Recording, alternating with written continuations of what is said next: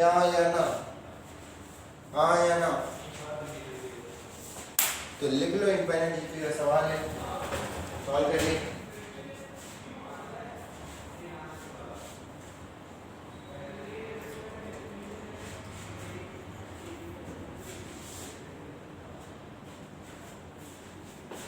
समझ में आया?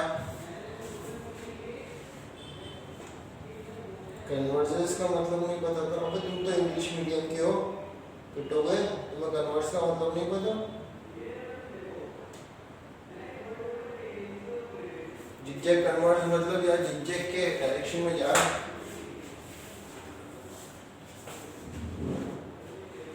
चलो सीरीज बन रही, चलिए क्वेश्चन नंबर क्या है? 14 के बाद 16। अब किसका डाउट है? 16 तुम्हें ट्राइंगल के 3 वर्टेक्स दिए हुए, तुम ट्राइंगल को बता नहीं सकते कौन सा ट्राइंगल है ट्राइंगल की लेंथ के हिसाब से? अरे हाँ या ना बोलो यार, जिसका भी डाउट है। ट्राइंगल के 3 वर्टेक्स दिए हुए 12,8 -2,6 6,0। इसकी लेंथ आ गई 64 + 36 100 मतलब 10। इसकी लेंथ आ गई 10। इसकी लेंथ आ गई 14 का स्क्वायर 4 + 14 का स्क्वायर 196 √200। तो भैया ये तो आइसोसेलेस राइट एंगल ट्रायंगल है, ये तो आइसोसेलेस राइट एंगल ट्रायंगल है। अरे हाँ या ना बोलो। अरे क्वेश्चन तो ऐसा तुम्हारे पास सुनाई तो दे रहा है ना।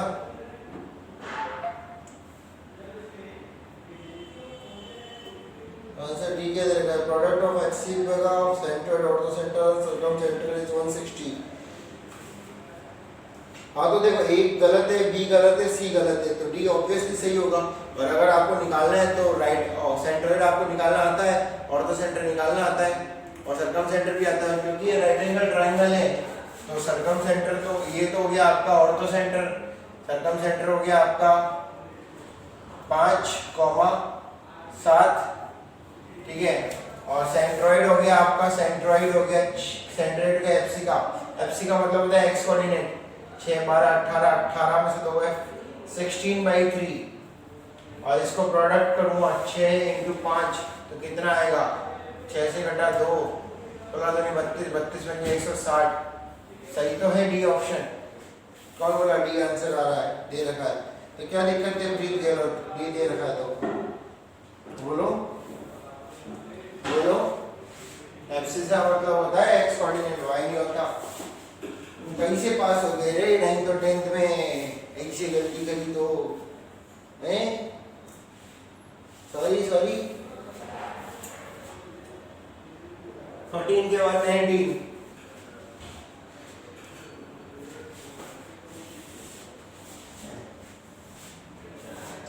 के बाद 19।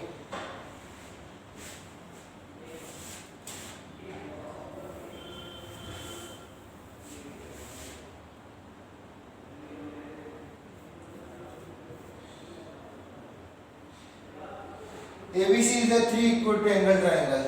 ABC is a 3 acute angle triangle. The point whose coordinates are this and this can be in. क्या बताऊं यार तुम्हें? Acute angle triangle क्या होता है? Acute angle triangle क्या होता है?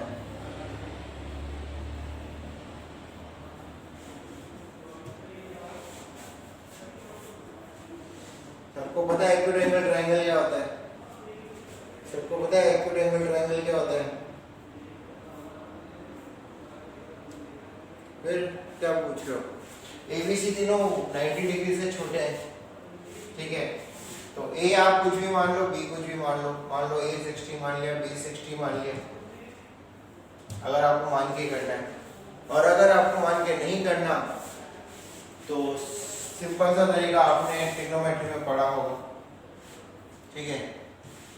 क्या मैं इसको लिख सकता हूँ cos b माइनस का cos ऑफ 90 माइनस का a कॉमा साइन 90 माइनस का a, सॉरी साइन नहीं लिख रहा, cos 90 माइनस का a माइनस का cos है। क्या मैं इसको ये लिख सकता हूँ? क्या मेरा लिखना ये सही है या गलत है? क्या मेरा ये लिखना सही है या गलत है? बताओ। सही है। चलो तो cos c minus cos d, कुछ गलत करा मैंने, बिल्कुल गलत करा, यहाँ भी आएगा, कोई बोला भी नहीं, ठीक है, सही और बोल रहा हूँ। cos c minus cos d क्या होता है? माइनस का 2 sine c plus d by 2, this plus this upon 2, तो b minus a plus 90 upon 2 sine this minus this b plus a minus 90, a plus b minus 90 upon 2, comma ऐसे y coordinate निकाल लेना। मैं एक coordinate बता रहा हूँ, b minus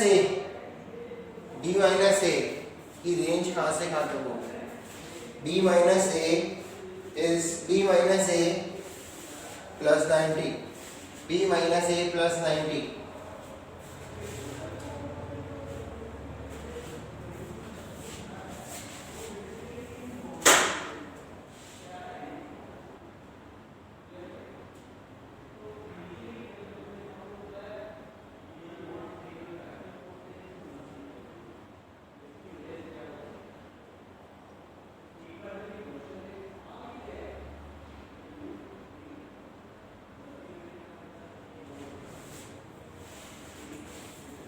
b minus a plus 90 positive होगा, ये भी पॉजिटिव होगा क्योंकि a प्लस भी 90 से बड़ा होगा, जो 90 से बड़ा होगा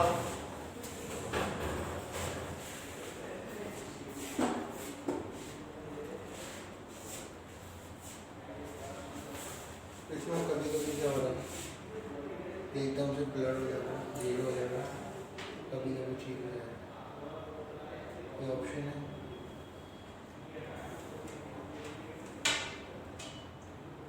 बीच में से चलता है, बीच में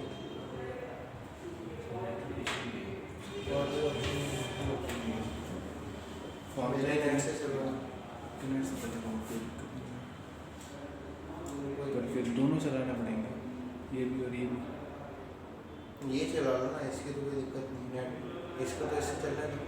अच्छा ऐसा नहीं हो सकता? ऐसा नहीं हो सकता ना, मेरे पास लिमिटेड है, उसको खत्म हो जाए तो क्या होगा? कोई नहीं पाएगा।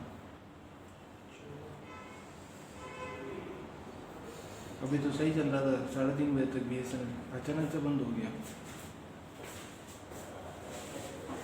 चलो तो बच्चे एक पॉजिटिव आ रहा है, कभी ये और ये भी पॉजिटिव आ रहा है, positive into positive, positive into minus negative, तो एक्स कोऑर्डिनेट नेगेटिव कहाँ होता है? सेकंड या थर्ड कोऑर्डिनेट में।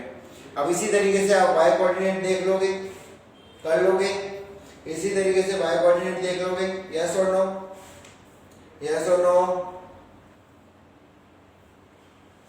चलिए वेरी गुड, लिख लीजिए इसको, लिख लीजिए इसको। क्वेश्चन नंबर 19 और लास्ट क्वेश्चन बचा इसके बाद 20।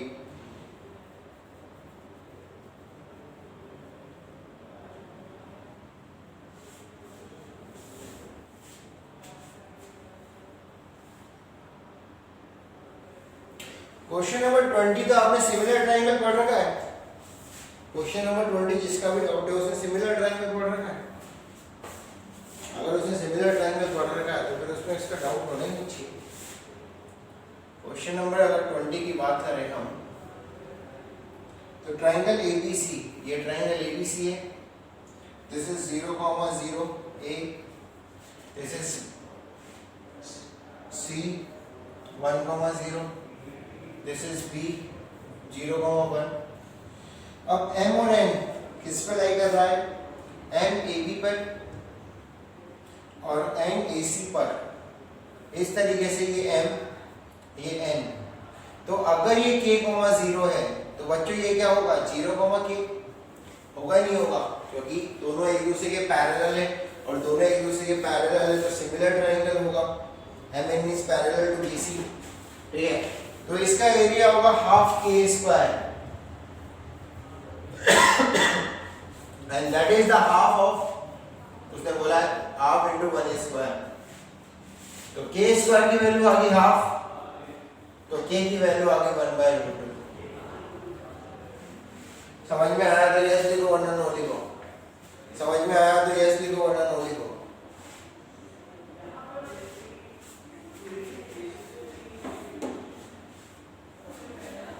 चलिए हेडिंग डालिए pair of straight line, heading डालिए pair of straight line,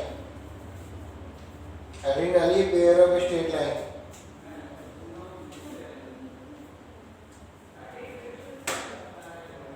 In center is the center of the circle that inside the triangle and circumcenter is the center of the surrounding। Ortho centre में ऐसा कुछ नहीं होता Priyadarshini, ortho centre की और भी property होती है, लेकिन वो मैं अभी बताने की कुछ मन नहीं है मेरे को। क्यों मन नहीं है? क्योंकि वो अभी काम नहीं आएगी, वो जब एसओटी पढ़ाया जाएगा। वैसे तो ये पूरा टॉपिक एसओटी का है। प्रियदर्शनी बोल रही है कि जैसे सेंट्रोइड ट्रायंगल को 3 बराबर भागों में बांटता है, इन सेंटर इंटरनल सर्कल का सेंटर होता है, सर्कम सेंटर वर्टेक्स से पास होने वाले तीनों सर्कल का सेंटर होता है, उसी प्रकार से ऑर्थो सेंटर की कोई प्रॉपर्टी होती है क्या? बेटा ऐसी कोई प्रॉपर्टी होती नहीं है। कुछ एक प्रॉपर्टीज होती है ऑर्थो सेंटर की, जो कि आपको जब एसओटी सॉल्यूशन ऑफ ट्रायंगल पढ़ाया जाएगा तब बताई जाएगी, क्योंकि वो यहाँ काम नहीं आती। ठीक है, वो सर्कल में एक आध प्रॉपर्टी काम आएगी तो वहाँ बताई जाएगी। एक पूरा टॉपिक सॉल्यूशन ऑफ ट्रायंगल का है, लेकिन यहाँ जितना यूज आता है उतना पढ़ाया गया है। ये वापस से आपको पढ़ाया जाएगा पूरा इन सेंटर सेंटर और ये उसमें सॉल्यूशन ऑफ ट्रायंगल में। ठीक है बेटा, ठीक है। तो वैसे बता दूंगा मैं आपको ऑर्थो सेंटर की प्रॉपर्टीज होती है, अच्छी अच्छी प्रॉपर्टीज होती है, लेकिन वहां बताएंगे हम लोग। चलिए तो बच्चों सबसे पहली बात pair of straight line, pair of straight line. अब आपकी जिंदगी थोड़ी सी टफ होने वाली है, ज्यादा नहीं थोड़ी सी बस, क्योंकि अब आपको बहुत सारी चीजें तो नहीं लेकिन थोड़ी बहुत चीजें याद करनी पड़ेगी। जैसे अभी तक हो रहा था ना कि कुछ भी याद नहीं करना, बहुत कम चीजें याद करनी, अब आपको कुछ इक्वेशंस याद करनी पड़ेगी। पेयर ऑफ स्ट्रेट लाइन क्या होती है किसी को पता है? पेयर ऑफ स्ट्रेट लाइन क्या होती है किसी को पता है?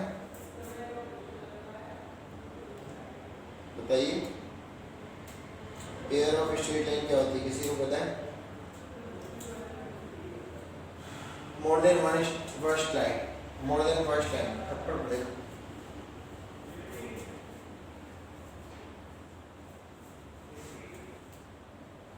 नहीं, ध्यान दीजिए, आपके पास एक लाइन की इक्वेशन है L1 = 0, एक लाइन की इक्वेशन है L2 = 0।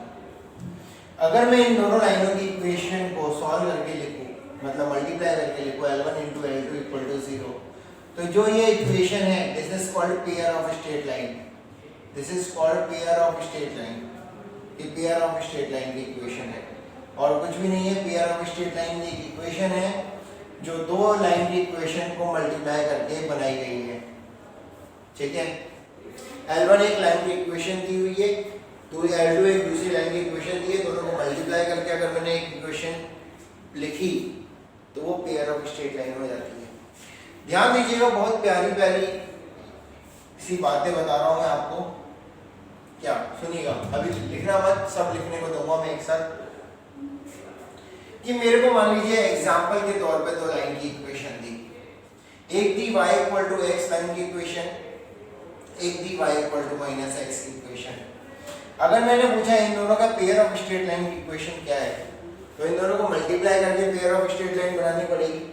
ठीक है, अगर किसी ने इनको डायरेक्टली मल्टीप्लाई कर दिया, मतलब y² = -x², तो बच्चों this is not pair of straight line, this is not pair of straight line। अगर किसी ने डायरेक्टली मल्टीप्लाई कर दिया तो ये पेयर ऑफ स्ट्रेट लाइन नहीं है। आपने ऊपर ध्यान दिया, मैंने एक चीज को नोट करते हुए लिखा, एक तरफ 0 है तब मल्टीप्लाई किया। तो इनको पेयर ऑफ स्ट्रेट लाइन बनाने के लिए एक को मेरे को y - x = 0 लिखना पड़ेगा, दूसरे को y plus x equal to 0 लिखने पड़ेगा और उसके बाद मैं मल्टीप्लाई करूँगा। तो this is the pair of straight line जो इन दोनों का प्रोडक्ट है। समझ में आया तो यस लिखो वरना नो लिखो। ये पेयर ऑफ स्ट्रेट लाइन नहीं है, ये पेयर ऑफ स्ट्रेट लाइन है। समझ में आया कैसे मल्टीप्लाई करना है। तो इक्वेशन आपको दी हुई है, आप ऐसा नहीं कि टूट पड़ना उसको मल्टीप्लाई कर देना, ऐसा नहीं। उनको मल्टीप्लाई करने से पहले एक साइड को 0 बनाना और फिर मल्टीप्लाई करना, ठीक है। अब ये दोनों लाइनें कैसी भी हो सकती है, पैरेलल हो सकती है, परपेंडिकुलर हो सकती है, ओरिजिन से पास होने वाली हो सकती है, कॉन्करेंट हो सकती है के ऊपर एक, नॉन पैरेलल हो सकती है, नॉन परपेंडिकुलर हो सकती है, कैसी भी हो सकती है, ठीक है। यहाँ पर कोई कंडीशन नहीं रखी, बस दो लाइन के इक्वेशंस को मल्टीप्लाई किया जाए। बट मल्टीप्लाई करते वक्त जो बात ध्यान रखी गई है वो आपको ध्यान रखनी है कि एक साइड को 0 बनाना है फिर मल्टीप्लाई करना है, ठीक है। ये है हमारी नॉर्मल सी बात। लिख लीजिए what is the pair of straight line, L1 into L2 equal to 0 is a pair of straight line।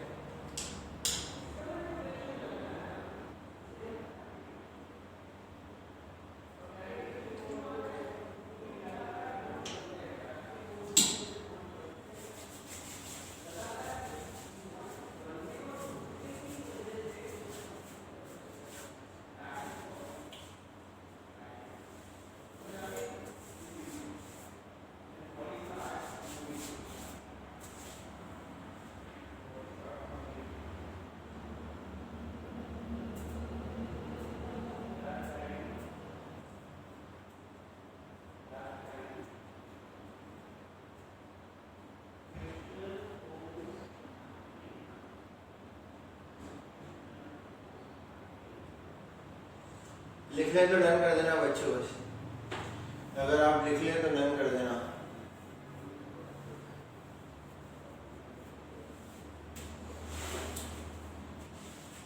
क्या डाउट है बेटा, बोलो।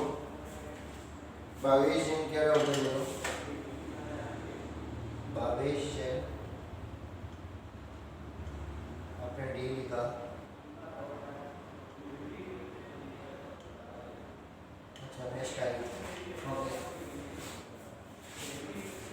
ये एग्जांपल जरूर लिख लेना। यहाँ पर गलती करते बच्चे लाइन की इक्वेशन को पेयर ऑफ स्ट्रेट लाइन में बदलने में, अगर वो डायरेक्टली बिना सोचे समझे कर दिए तो गलती करने के चांसेस होते हैं, तो यहाँ पर ध्यान, ठीक है। चलिए ध्यान दीजिए, रफ कर रहा हूँ मैं। अब पेयर ऑफ स्ट्रेट लाइन दो तरह की होती है, मैं शॉर्ट में लिख रहा हूँ। पेयर ऑफ स्ट्रेट लाइन दो तरह की होती है। पेयर ऑफ स्ट्रेट लाइन दो तरह की होती है, ठीक है। होमोजीनियस और non homogeneous. Homogeneous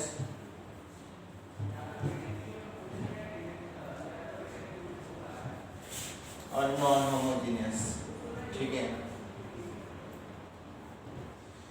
non homogeneous पूरा लिख लेना, ठीक है, मैंने शॉर्ट में लिख दिया। होमोजीनियस और नॉन होमोजीनियस। होमोजीनियस जो पेयर ऑफ स्ट्रेट लाइन होती है उसकी जो जनरल इक्वेशन होती है वो होती है ax square plus bx 2hxy plus by square equal to 0। ax square plus 2hxy plus by square equal to 0।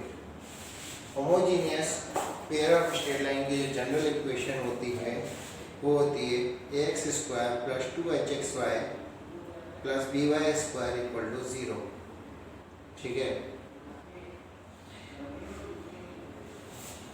और जो नॉन होमोजीनियस की जनरल इक्वेशन होती है बहुत ही छोटी सी इक्वेशन होती है। आप समझ रहे होंगे छोटी सी का क्या मतलब है, इसलिए पहले ही मैं बोल दिया बहुत छोटी इक्वेशन होती है, ठीक है। Non homogeneous pair of straight line की जो जनरल इक्वेशन होती है वो होती है ax square plus 2hxy plus B Y square plus 2gx plus 2fy plus c equal to 0, जो कि आपको याद करनी है। जहाँ जहाँ छोटा बड़ी यूज किया था मैंने, अभी आपको बोला था याद नहीं करनी, लेकिन यहाँ आपको याद करनी पड़ेगी। Non homogeneous pair of straight line की जो जनरल इक्वेशन होती है वो होती है ax square plus 2hxy plus by square plus 2gx plus 2fy plus c equal to 0, जो कि आपको याद करनी है। कैसे पता नहीं, अब आप याद करोगे। ठीक है, ax square plus 2hxy plus by square plus 2gx plus 2fy plus c equal to 0, समझ गए? तो अब इसको बहुत से बच्चे, बहुत से लोग बोलते हैं कि होमोजीनियस इसलिए बोलते हैं क्योंकि ओरिजिन से पास होती है, और ये नॉन होमोजीनियस इसलिए बोलते हैं क्योंकि ये ओरिजिन से पास नहीं होती, लेकिन ऐसा कंसेप्ट नहीं है। ये आपको बहुत जगह मिलेगा, बहुत जगह से सुनने को मिलेगा कि homogeneous pair of straight line इसलिए कहा जाता है क्योंकि ओरिजिन से पास हो रही है। ऐसा कुछ नहीं है। बेटा इसकी डिग्री क्या है? डिग्री का मतलब होता है वेरिएबल की हाईएस्ट पावर। इसकी डिग्री क्या है? जो मैंने अंडरलाइन किया उसकी डिग्री कितनी है? 2। इसकी डिग्री कितनी है? इसकी डिग्री कितनी है? 2 है इसकी डिग्री। एक x पे है और y पे, दोनों वेरिएबल है, तो 1 प्लस 1 2 हो गए। इसकी डिग्री कितनी है? 2।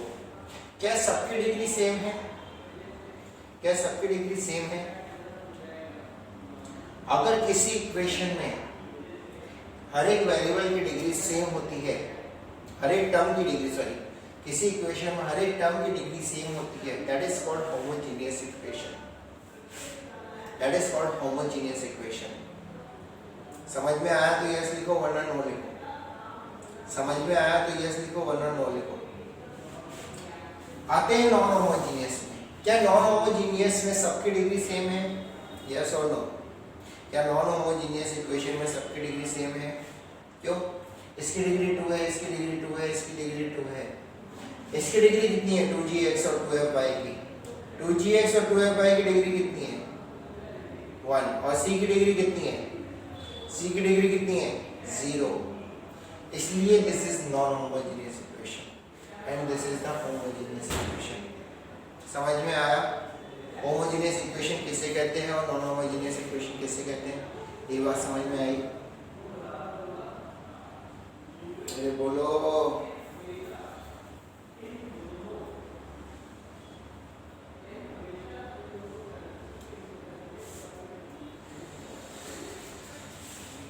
प्रियदर्शनी वो हो रहा है, किस्मत से वो हो रहा है। आप बोल रहे हो कि दोनों इक्वेशन में अगर कांस्टेंट की वैल्यू 0 है तो वो होमोजीनियस ही तो हो जाएगा, ओरिजिन से पास हो रही है। ठीक है, लेकिन वो डेफिनेशन नहीं है। जो डेफिनेशन है होमोजीनियस की वो समझ में नहीं, क्योंकि होमोजीनियस का मतलब ये नहीं होता कि दोनों लाइन ओरिजिन से पास हो रही है तो होमोजीनियस बन जाएगी, तो वो डेफिनेशन नहीं है। डेफिनेशन क्या है वो समझाने की कोशिश कर रहा हूँ। ठीक है, इसमें वैसा हो रहा है आपके लिए एकदम सही बात है। होमोजीनियस की डेफिनेशन क्या है वो समझिए, बस मैं तो ये चाहता हूँ प्रॉपर वे में। समझ में आया तो यस लिखो, वरना नो लिखो। चलिए लिख लीजिए इसको, होमोजीनियस की जनरल इक्वेशन, नॉन होमोजीनियस की जनरल इक्वेशन। उसके बाद आगे बढ़ेंगे हम लोग, उसके बाद हम आगे बढ़ेंगे।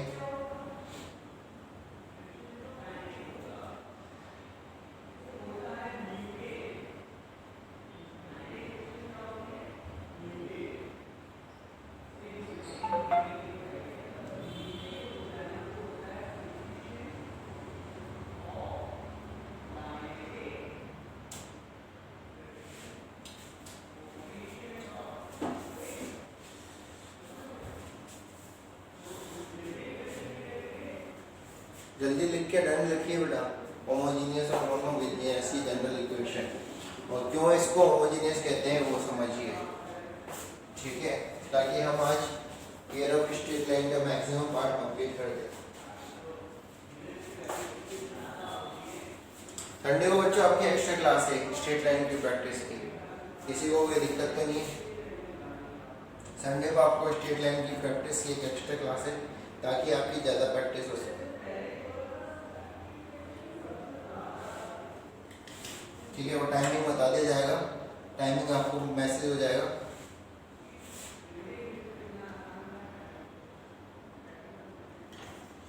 आयुष मैंने अभी सिर्फ डेफिनेशन बताई है पेयर ऑफ स्ट्रेट लाइन की, और बाकी तो होमवर्क डिस्कस किया है।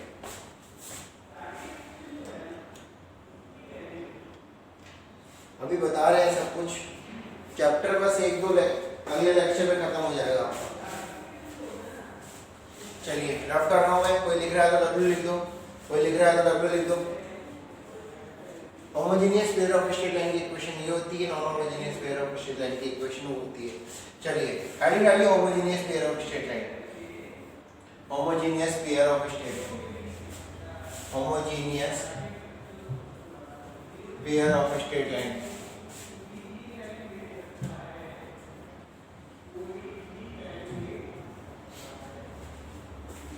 Homogeneous pair of straight line की जनरल इक्वेशन होती है ax² + 2hxy + by² = 0।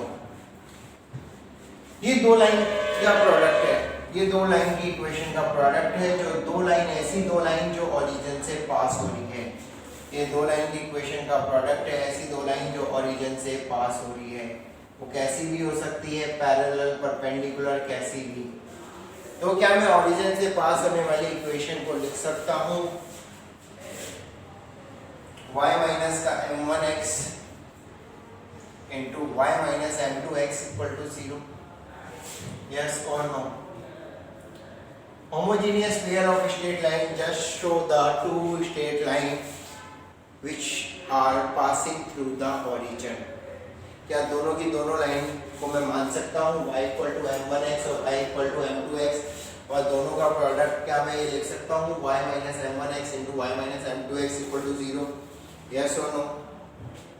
Yes or no? Yes or no? तो ये लिखा है हमारा L1 इंटू L2 का इक्वेशन, ये गिवन है और ये हमने मान लिया, ये हमने मान लिया, ठीक है, ये हमने मान लिया और ये गिवन है। तो अगर मैं इसको मल्टीप्लाई करूँ तो क्या मिलेगा, y² माइनस का m1 plus m2 into xy plus का m1 m2 x² = 0। यही मिलेगा, यही मिलेगा मल्टीप्लाई करने पे। क्या यही मिलेगा मल्टीप्लाई करने पे?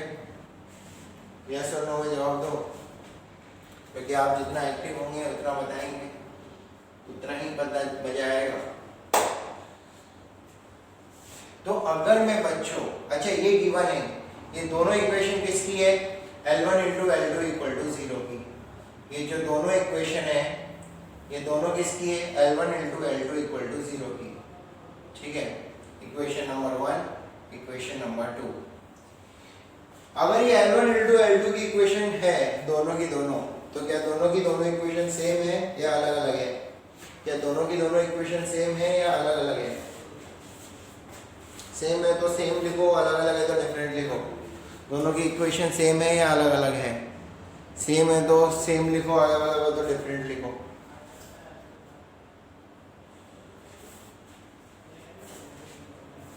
क्यों अलग है हर्ष भैया, हर्ष हुडा?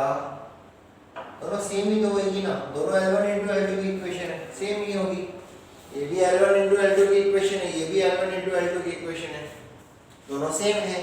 और जब दो इक्वेशन सेम होती है तो क्या होता है, जब दो इक्वेशन सेम लाइन की होती है तो क्या होता है, जब दो इक्वेशन सेम कर्व को डिनोट करती है तो क्या होता है, जब दो इक्वेशन सेम कर्व को डिनोट करती है तो क्या होता है?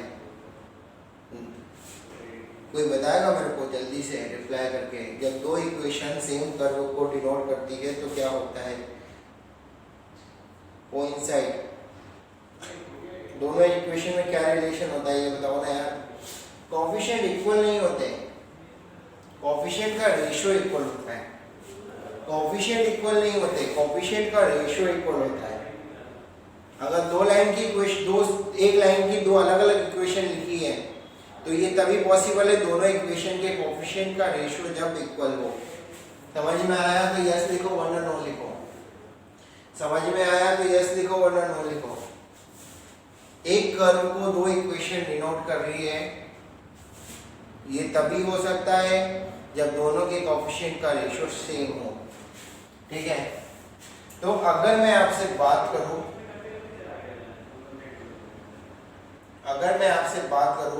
पेन चेंज कर लेता हूं। ठीक है, तो ये दोनों इक्वेशन सेम है, दोनों इक्वेशन क्या है, सेम है। तो मैं बोल सकता हूं y का रेशियो अब b है या 1 है, तो b/1 इक्वल टू, वहां पर है 2h, यहां है माइनस का m1 प्लस m2, वहां है 8, यहां है m1 m2। क्या बच्चों आप m1 प्लस m2 की इक्वेशन बता सकते हो? क्या आप m1 प्लस m2 की इक्वेशन बता सकते हो? m1 प्लस m2 की इक्वेशन, m1 प्लस m2 की वैल्यू बता सकते हो? m1 प्लस m2 की वैल्यू आएगी बच्चों माइनस का 2h/b, और m1 इंटू m2 की वैल्यू आएगी बच्चों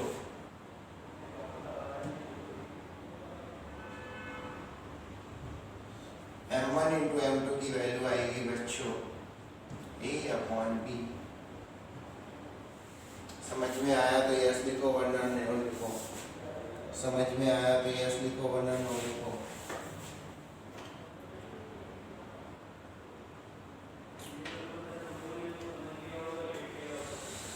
बेटा यार ये तो मैं देखता हूँ कुछ ऑप्शन होता है तो,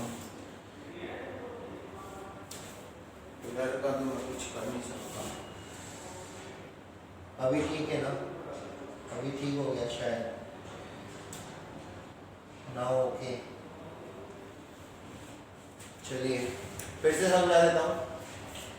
दो लाइन में है मेरे पास, एक L1 जिसको मैंने मान लिया y minus y equal to m1x, ठीक है।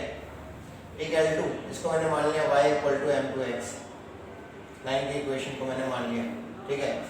अब दोनों इक्वेशन को जब मैंने मल्टीप्लाई किया तो मेरे को इक्वेशन मिली है, मेरे को गिवन है ऊपर वाली, अब दोनों equation L1 into L2 equal to 0 की है, मतलब ये तभी हो सकता है जब दोनों के कोएफिशिएंट का रेशियो बराबर हो। तो दोनों के कोएफिशिएंट का रेशियो बराबर कर दिया मैंने, तो यहां से मेरे को m1 प्लस m2 की वैल्यू वो मिल गई और m1 इंटू m2 की वैल्यू मिल गई। इतना समझ में आया?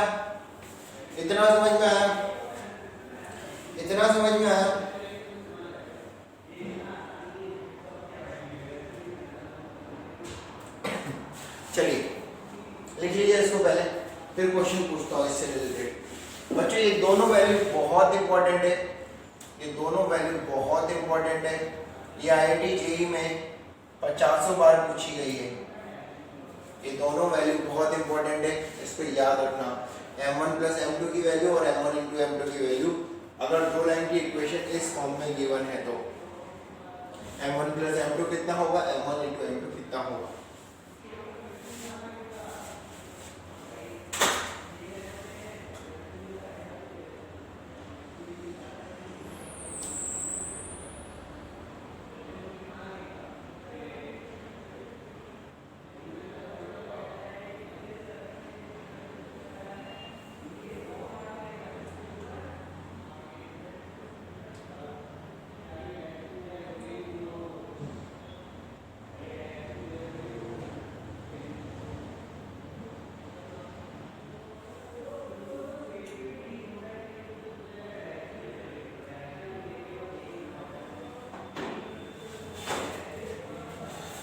ABC तो नॉर्मल कांस्टेंट ही है ना, बिल्कुल AB और H, बिल्कुल AB और H कांस्टेंट है और कुछ नहीं है।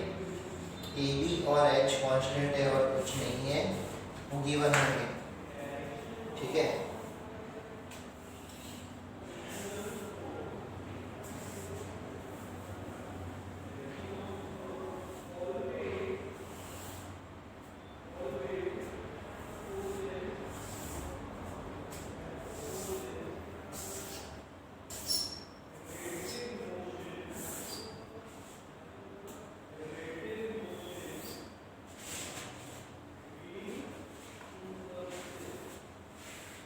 चलिए बच्चों,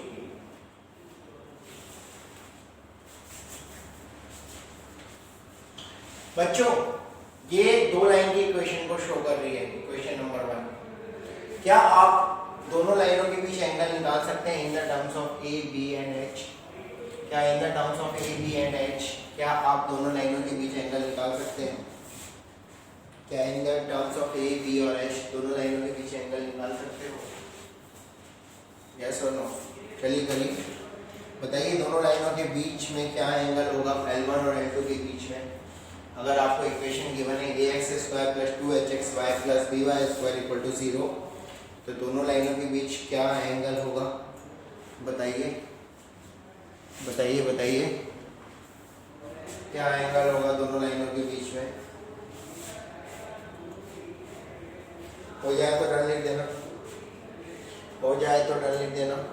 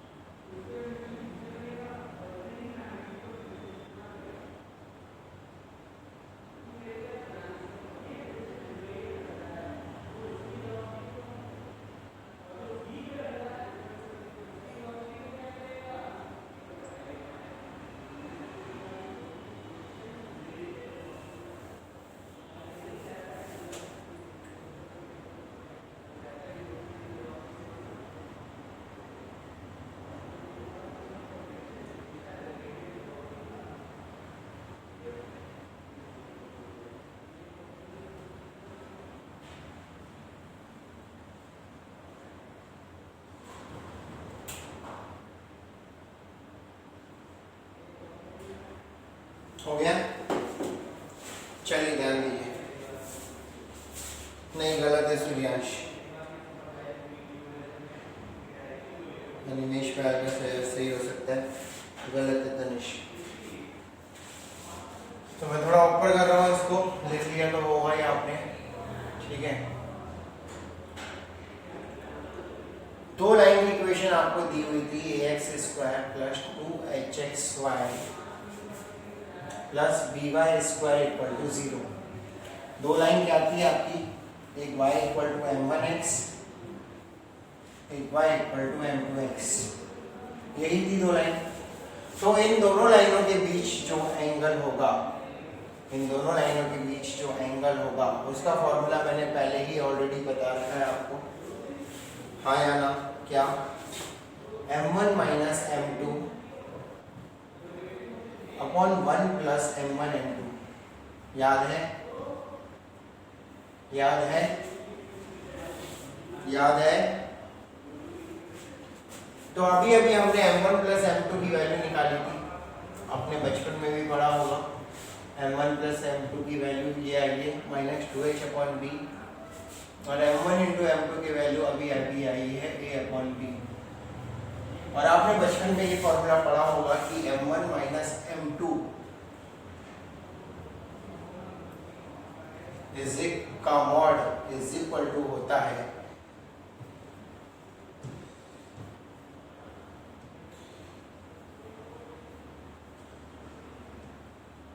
under root of m1 plus m2 का स्क्वायर माइनस का 4m1 m2 आया ना? पढ़ा या नहीं पढ़ा? पढ़ा? नहीं पढ़ा? नहीं पढ़ा? नहीं पढ़ा? कौन बोला नहीं पढ़ा? तब तक खाओगे, सबने पढ़ा है, तब चुप बोल रहा भूल गया हो तुम लोग। तो m1 प्लस m2 की वैल्यू पता है, m1 इंटू m2 की वैल्यू पता है, यहाँ रख दी और उसको यहाँ चिपका दी। ठीक है, लाइट चली गई है, कोई दिक्कत नहीं है, इधर ध्यान देना, आ जाएगी 2 मिनट में। तो इसकी वैल्यू आएगी 2 under root of H square minus का A B upon A plus B का मॉड। तो angle between pair of straight line होता है बच्चों 2 under root of H square minus A B upon A plus B का mod. समझ में आया हो तो यस लिखो, वरना नो लिखो। आपको बस m1 प्लस m2 की वैल्यू रखनी है, m1 इंटू m2 की वैल्यू रखनी है, सॉल्व करना है। तो ये आएगा, लक्षित अग्रवाल का सही था आंसर, शिखर दवे का भी सही था। क्या नहीं आया हर्षित हिम्मावत, बताइए क्या नहीं समझ में आया, बोलिए। m1 माइनस m2 का फॉर्मूला कहाँ से आया लिखिए, फिर बताता हूँ m1 माइनस m2 का भी आपको मुर्गा बनाता हूँ क्लास का, रुकिए पहले ये लिखिए, फिर अभी मैं आपको बताता हूँ कि ये कहाँ से आया।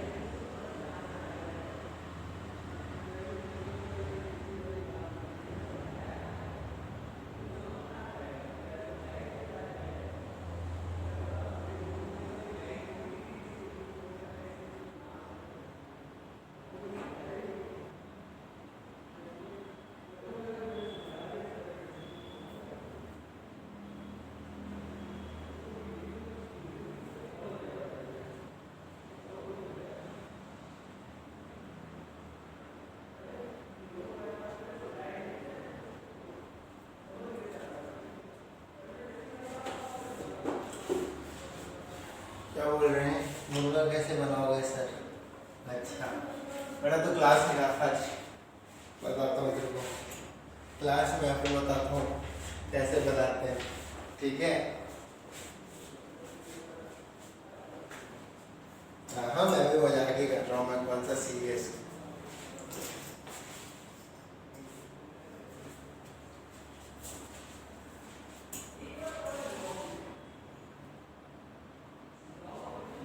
लिखिए बेटा, अब बेटा देखो कहाँ से आया, m1 प्लस m2 का फॉर्मूला और m1 माइनस m2 का formula with the help of this. ये कहाँ से आया? कोई लिख रहा है तो w लिख दो, कोई लिख रहा है तो w लिख दो, कोई लिख रहा है तो w लिख दो, कोई नहीं लिख रहा। चलिए ये फॉर्मूला आया बेटा, जैसे मैं इसको रफ कर दूँ, ये पार्ट रफ कर दूँ, चलो तो ये फॉर्मूला आया बच्चों। आपको पता होगा m1 माइनस m2 का स्क्वायर माइनस का m1 प्लस m2 का स्क्वायर, अगर आप ओपन करके लिखोगे तो ये होता है माइनस का 4m1 m2, ये होता है माइनस का 4m1 m2। याद है आपको ये फॉर्मूला? ये फॉर्मूला पता है तो बस इसको उधर भेज के अंडर रूट भी तो लिया भाई मैंने, और कुछ थोड़ा किया, खत्म, समझ गए? चलिए तो एग्जांपल लिखिए,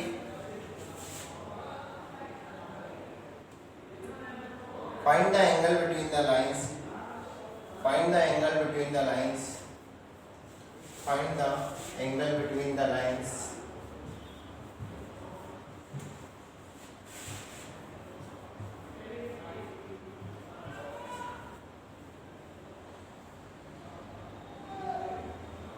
Find the angle between the lines. x square minus का 7xy minus y square equal to 0. Find the angle between the line. x square minus का 7xy minus y square equal to 0.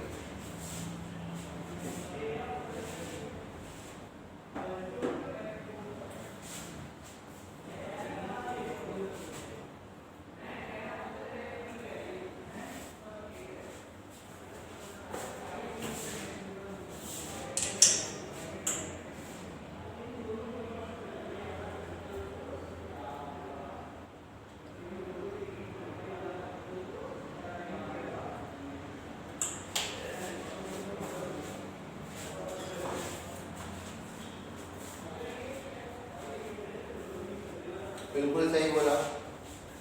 बिल्कुल थप्पड़ पड़ेगा आयुष का आदिश के थप्पड़ पड़ेगा और कुछ नहीं। इन्फिनिटी एंगल होता है, अनडिफाइंड एंगल होता है शिखर देवे। हरीश निम्बावत तो पिटाई खाएगा मेरे से। हर्षित निम्बावत सॉरी। अरे तुम्हारा tan थीटा इनफाइनाइट आया मतलब थीटा की वैल्यू कितनी होती है रे गधो? tan थीटा इनफाइनाइट आया इसका मतलब थीटा की वैल्यू कितनी होती है? हैं? तो काहे आंसर इनफाइनाइट दे रहे हो? आंसर 90 दो ना। आंसर 90 होगा ना। What is the angle between the lines? What is the angle between the lines? 90 समझ में आया? Yes or no? यहाँ पर a की वैल्यू है 1, h की वैल्यू है माइनस का 7/2 और b की वैल्यू है -1। फॉर्मूले में रखोगे tan थीटा बराबर 2√h² minus ab upon a plus b, तो ये हो जाएगा इनफाइनाइट। इनफाइनाइट का मतलब नॉट डिफाइंड, मतलब थीटा बराबर 90 डिग्री। ठीक है? अरे यस और नो? चलिए लिख लीजिए, इसको लिख लीजिए।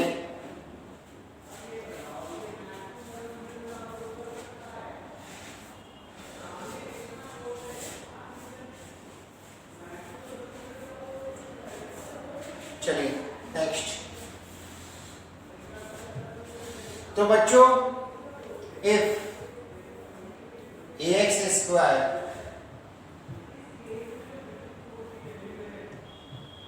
ये किसको रिप्रेजेंट कर रही है? पेयर ऑफ स्ट्रेट लाइन को। ये किसको रिप्रेजेंट कर रही है? पेयर ऑफ स्ट्रेट लाइन को। एंगल बिटवीन क्या होगा? tan थीटा क्या होगा? एंगल बिटवीन द लाइंस ये है L1 into L2 equal to 0। दो lines tan theta 2√h² minus का AB upon a plus b का मॉड। अगर बच्चों L1 बराबर पैरेलल टू L2 हुआ, L1 पैरेलल टू L2 हुआ तो क्या होगा? L1 पैरेलल टू L2 हुआ तो क्या होगा? कब होगा ये? थप्पड़ पड़ेगा क्या? 0। h² बराबर ab, बिल्कुल सही बात है। जब क्या होगा? h² बराबर ab होगा। h² बराबर ab होगा। अगर बच्चों L1 parallel perpendicular to L2 हुआ तो ये कब होगा?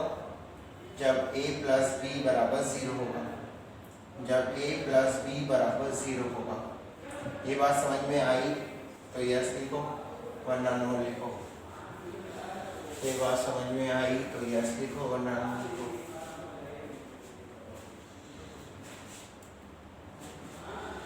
तो अगर homogeneous pair of straight line में दोनों लाइन पैरेलल है तो h² बराबर ab होगा, और अगर परपेंडिकुलर है तो a प्लस b बराबर 0 होगा। ठीक है? ठीक है, चलिए आगे बढ़ते हैं।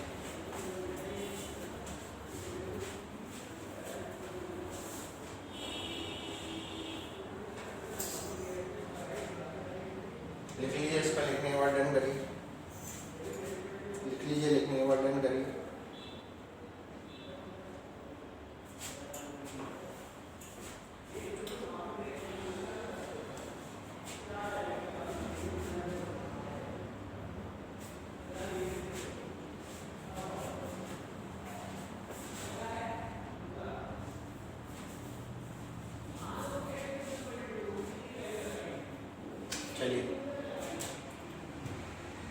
अगर बच्चों मैं आपसे बात करूं, ठीक है, कि ax square plus 2hxy plus by square, अगर मैं आपसे बात करूं तो ये कितनी लाइन को शो कर रहा है? दो लाइन को, ये टू लाइंस को एक शो कर रहा है L1 into L2 equal to 0 को। क्या इनकी एंगल बाइसेक्टर हो सकती है? क्या इनकी एंगल बाइसेक्टर होगी? क्या इनकी एंगल बाइसेक्टर्स होगी? यस और नो? कितनी होगी एंगल बाइसेक्टर इनकी? कितनी एंगल बाइसेक्टर्स होगी? दो। मतलब अगेन कितनी लाइंस मिलेगी आपको? दो। अगर उन दोनों लाइनों को मल्टीप्लाई करूंगा तो मेरे को क्या मिलेगा? Pair of straight line. Yes और नो? भाई सूर्याश, एक एंगल बाइसेक्टर कैसे होती है? दो एंगल बाइसेक्टर होती है ना। तो अगर इन दोनों लाइनों से दो एंगल बाइसेक्टर मिलेगी अलग अलग, उन दोनों को मल्टीप्लाई करूंगा तो क्या मिलेगा? Pair of straight line. उस जो पेयर ऑफ स्ट्रेट लाइन की इक्वेशन होती है वो होती है x square minus y square upon a minus b equal to x y upon H. ठीक है, ये होती है इसकी एंगल बाइसेक्टर की equation. Angle, pair of angle bisector, pair of angle bisector, angle bisector. आप चाहो तो इसको प्रूफ कर सकते हो, कोई बड़ी बात नहीं है। Of L1 into L2 equal to 0, L1 into L2 equal to 0 की पेयर ऑफ एंगल बाइसेक्टर की इक्वेशन होती है x square minus y square upon a minus b equal to x y upon H. ठीक है, आप चाहो तो इसको प्रूफ कर सकते हो, कोई बड़ी बात नहीं है। एंगल बाइसेक्टर मैंने आपको निकालना सिखा दिया है, कोई दिक्कत नहीं है। फॉर एग्जाम्पल, मैं अभी लिखना मत, समझा रहा हूँ। अभी अभी हमने एक सवाल किया था, ठीक है, एक्स स्क्वायर माइनस का, अभी अभी हमने एक सवाल किया था एक्स स्क्वायर माइनस का 7xy माइनस वाई स्क्वायर, इनके बीच एंगल निकाला था तो 90 आ जाता है। अच्छी बात है। कोई पूछे इसकी एंगल बाइसेक्टर्स की पेयर ऑफ एंगल बाइसेक्टर्स बताओ। एक तो तरीका है कि आप इस दोनों की इक्वेशन के फैक्टर करिए, ये दो लाइन की इक्वेशन है, यहाँ से m1 की वैल्यू और m2 की वैल्यू निकालिए। कैसे निकालेंगे m1 और m2 की वैल्यू? मैंने आपको बता रखा है m1 प्लस m2 कितना होता है? माइनस का 2h upon b minus 7 minus 1 7। m1 m2 कितना होता है? a अपॉन b मतलब माइनस 1। क्या इन दोनों इक्वेशन को सॉल्व करके आप m1 m2 निकाल लेंगे? ठीक है, उनको निकालने के बाद आप एंगल बाइसेक्टर निकाल सकते हो दोनों, और दोनों को मल्टीप्लाई करोगे। मल्टीप्लाई करोगे तो आपको फाइनल आंसर यही मिलेगा, ये x square minus y square, a की वैल्यू 1 है, b की वैल्यू माइनस 1 है, equal to x y upon H, H की वैल्यू है माइनस 7/2। इसको मल्टीप्लाई किया इधर उधर तो माइनस का 7/2 तो minus 7x square plus 7y square. ठीक है, 2 2 4 इधर गया equal to 4xy। This is the pair of angle bisector of this equation. अगर आपको समझ में आया हो तो यस लिखो वरना नो लिखो। अगर आपको समझ में आया हो तो यस लिखो वरना नो लिखो। How to find the pair of angle bisector, repeat करना है बेटा। मैंने आपको यहाँ से पेयर ऑफ एंगल बाइसेक्टर की इक्वेशन पूछी, find the pair of angle bisector of, pair of angle bisector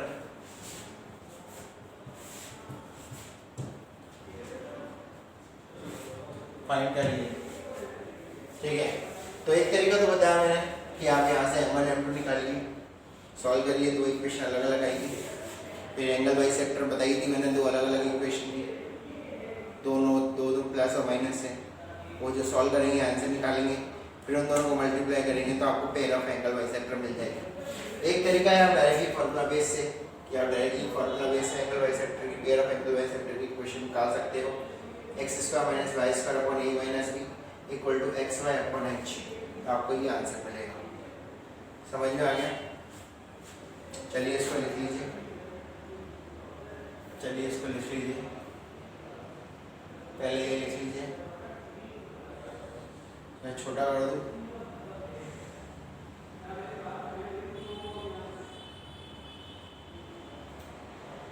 फायदा नहीं छोटा करने का।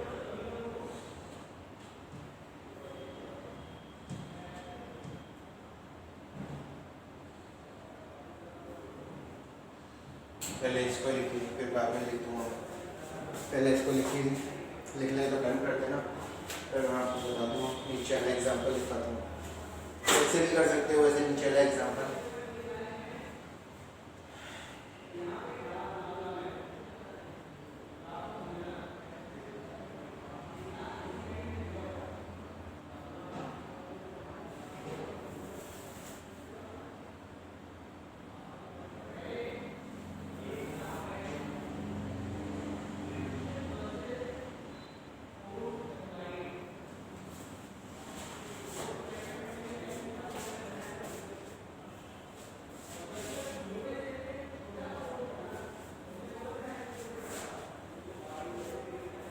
सर इसमें कितने फॉर्मूले याद करने हैं? 2 फॉर्मूले ये हैं और उसके अलावा 2 फॉर्मूले और याद करने, बस ज़्यादा फॉर्मूले याद नहीं करने।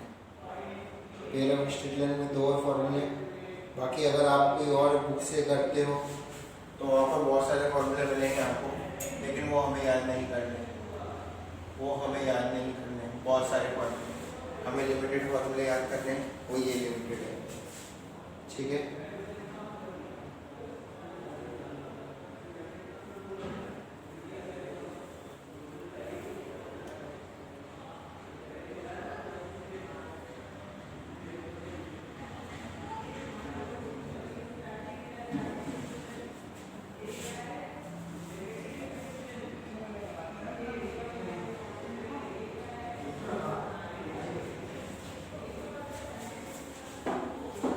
चलिए बच्चों, आज के लिए इतना ही करते हैं। आपका होमवर्क है DPP 2 एंड DPP 3। क्या होमवर्क है आपका? DPP 2 एंड DPP 3 करके लाइएगा, ठीक है। वो करके लाएंगे आप, उसके बाद मेरे को बताइएगा, ठीक है। आज के लिए इतना ही, good day, thank you very much. DPP 2 and 3, thank you.